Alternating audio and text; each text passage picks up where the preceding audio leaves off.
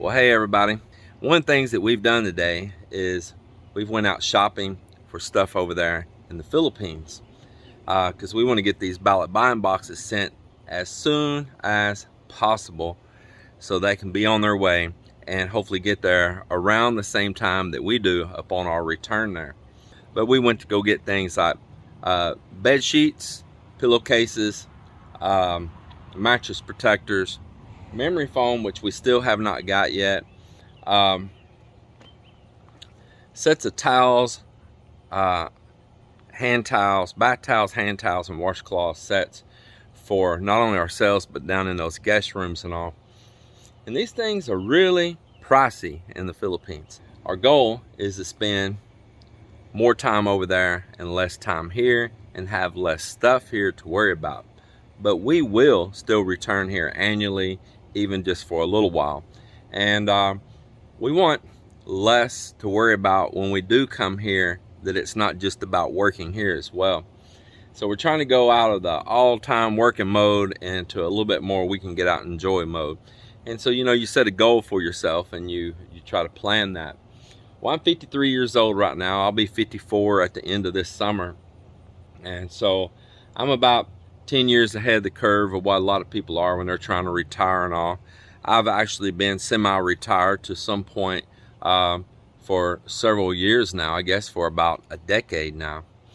And so I just do some things that just kind of occupy my time, you know, do a little farming and stuff like that. But that wasn't my mainstay or anything like that, my income during my working years. Building and electronics was my main thing. So yeah, so that's a little story of what's going on there. Well, in the midst of trying to downsize, I need to eliminate one of these trucks here. You got multiple vehicles, you're having to pay insurance on multiple vehicles, you know, the upkeep, registrations, you know, you got tires that'll set and go bad, batteries that'll set and go bad, and you're going to have to burden other people with trying to take care of that stuff and all when you're gone. Well, and they lose value as well. So we got one ton truck here that, man, we barely use it, period, anyway. It's a 4x4 4-door diesel Chevrolet, and I love the truck. It's a great truck, but I don't need the truck. And so we're wanting to eliminate things like that big fifth wheel right there that we would need to pull that truck with. So I've got some people looking at buying it right now. And once I know for sure it's gone, I'm gonna pull the trigger on selling that diesel truck. So when I go fill up diesel cans, fuel cans, things like that, I usually use the other truck because I can just set them over in the bed. I don't like putting them up in this truck because if they leak gas, they leak diesel and stuff.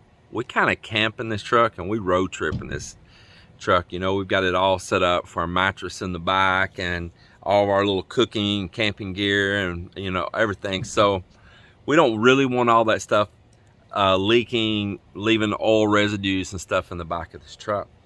I bought this little cargo carrier that slides on to the receiver hitch onto the back of your truck, and I've been here assembling it right now. So here it is right here. So that's my little rack on the back of the truck here.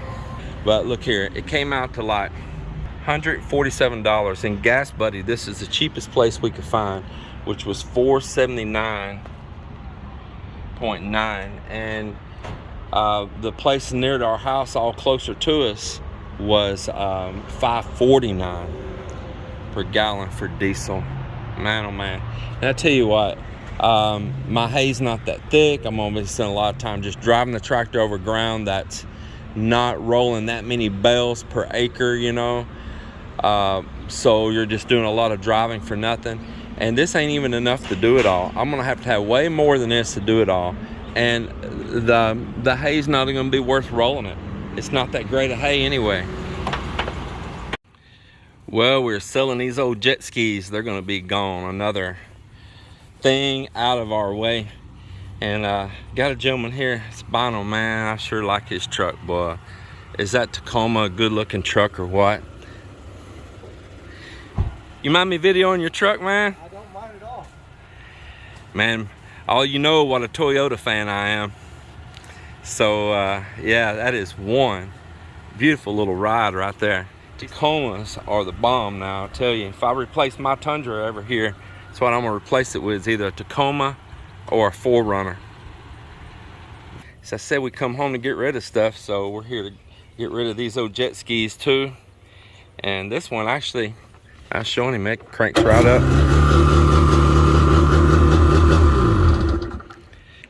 Good morning, everybody. Good morning from the great state of Texas. Yeah, Sunday morning here. It's a sunshiny morning with a little bit of breeze, and the temperature's pretty nice. Not too bad at all, not too hot. Well, we have not been shooting video every day here. We just kind of enjoyed a little bit of downtime, to tell you the truth. Yesterday, Melinda, myself, and our neighbor and renter, Mike, our friend, we went and watched the Top Gun movie. Man, did we enjoy that. That was a good time, really, really good time. Well, we have been on a mission to downsize our lives. And of course, we built a house there in the Philippines, and we still got a little bit of finishing to do on it. But why would you want to build that big old house and all that property and not live there? So we have been trying to get rid of stuff here, and there's just so much stuff that we have accumulated. But at the same time, we've also been getting stuff to ship over to the Philippines and send over, and packing up ballot buying boxes right here. And Melinda's getting another box started right here. Some of this is actually a good bit of this is stuff for the house that we need over there, not just like a bunch of junk only. And I'm going to continue this box right here. I'm going to set some of her stuff back out, and we are going to put one of my extra cutoff saws in there, because we do have trim work when we get back, and instead of buying a saw over there and giving pretty expensive price for those cutoff saws, I already have an inverter there that does 110 voltage. I have a step down transformer that can give me 110 voltage. So I've got saws here that not utilizing, throw one in a box, send it over there, and still even paying shipping of the box come out money ahead compared to buying one over there.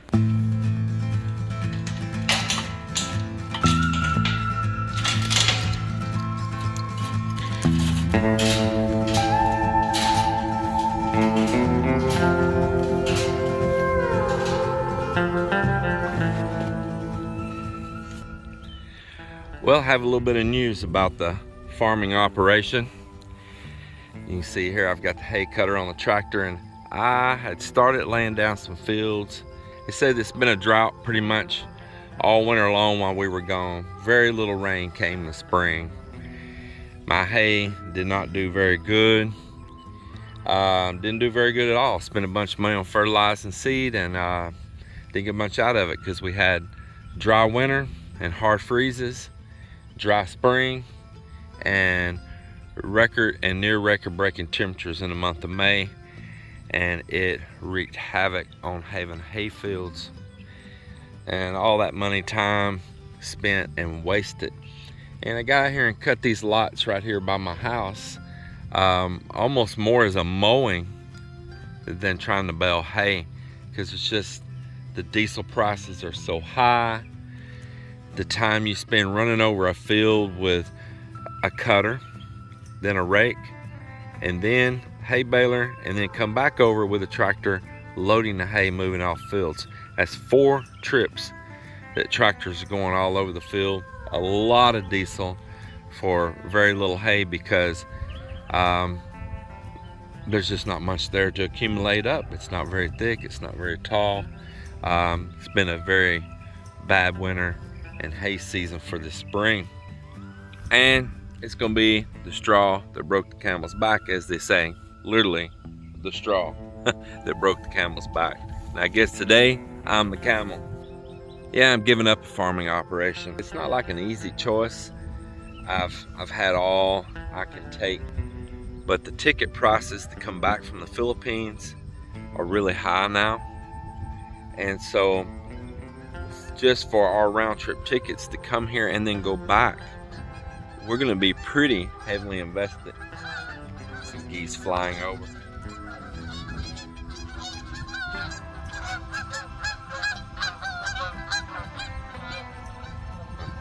Pretty nice. So yeah, just to cover the round-trip tickets for Melinda and I both to come back here now at this point in time, you're going to have to sell a lot of yearlings, or you're going to have to roll and sell a lot of hay to cover just the tickets for the return to do it. The tickets were pretty fair price before all these world happenings going on and new administrations and everything else, but now they're not, and they're a lot higher. And then on top of that, we have already cut the herd down smaller, because you get times that something don't grow right now and you don't have enough grass and you got a whole bunch of miles to feed. That becomes pretty critical, and you can find yourself actually having to buy hay, and now you spend even more money. It's just seems like a losing proposition, especially with us traveling. Now, yes, I could give up traveling and just sit here and do hay, but that's exactly what my father warned me against. He said, James, get rid of it. My late father did. He did it for so many years to get rid of it. But I've pressed on for years more, and all I can hear every time I'm aggravated and frustrated is my father's words. I want to enjoy life a little bit. I had just been wore out of coming in and just hustling, doing hay, dealing with rent houses, dealing with our own house and other stuff and all. I've been wore out with it, and I've been promising Melinda that we were going to narrow it down, because she helps me and we literally work our butts off. They're buying out my cattle and they're leasing up my land. I'm going to do it on a long-term lease for them. I'm not interested in selling my property. So I thought I was coming home and going to spend a lot of time sitting on tractors and out in the hayfield, and I wasn't really looking that forward to it. I already knew it wasn't going to be that great of hay, and now I'm not going to joke. I feel like a massive weight off of my shoulders. But now I've got a bunch of equipment that I'm not going to need. It's prime time to sell them right now, and by gosh, I'm going to sell them. I absolutely am. I'm going to put that money back in savings.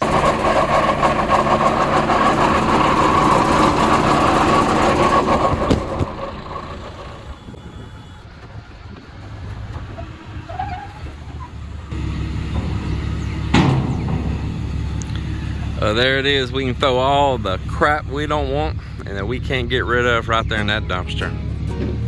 Clearing it out. Heck yeah, being in Texas means it's taco time right here.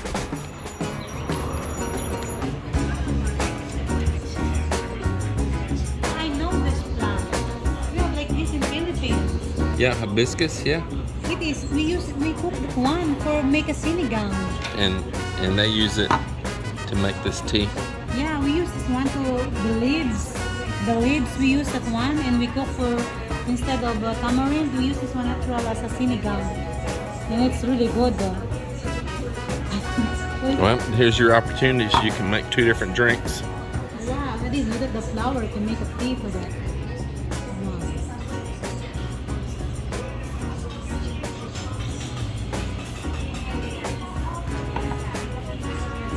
Quesadillas.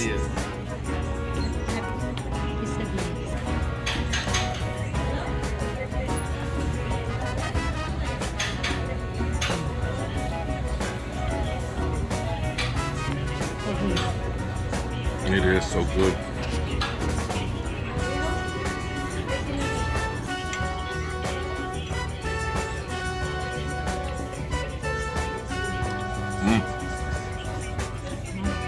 That's so good.